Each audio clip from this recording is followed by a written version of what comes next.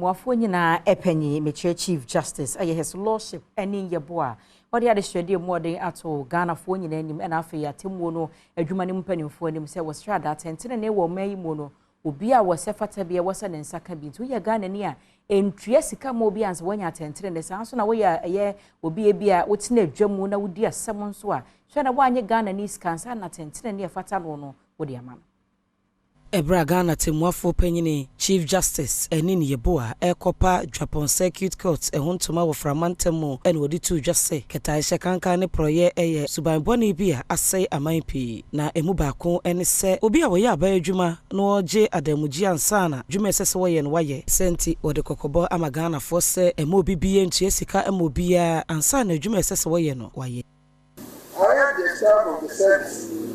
to exhibit the high sense of professionalism in the discharge of their duties. I would like to remind staff that most clients who patronize our services are often physically and emotionally distressed. Some of them have no money,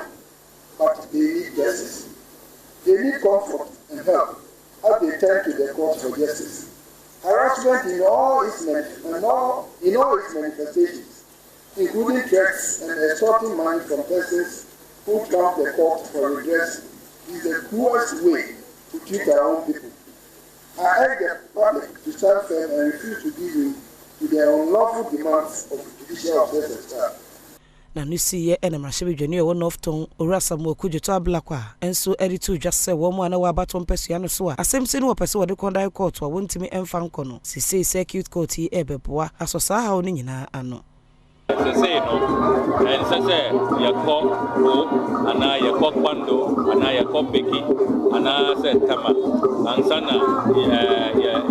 ya justice ya to me secure justice. It is a very timely intervention apart from cutting down on travel time, the inconveniences and all of that, the entire system of rule of law to me I improve. Omanfo bi nso eni Adom Kasee hwetwe nkomo e kire wani so e wo saa dan kese ya besi ediama wo mo Energy because for previous time in the case of any court issue we travel all the way from here to Sogakope in the Sogamain district, Ogo, Peki and other places from here. But as the court has come here now, we are all happy in the area that they will not travel far away from here again. Yes,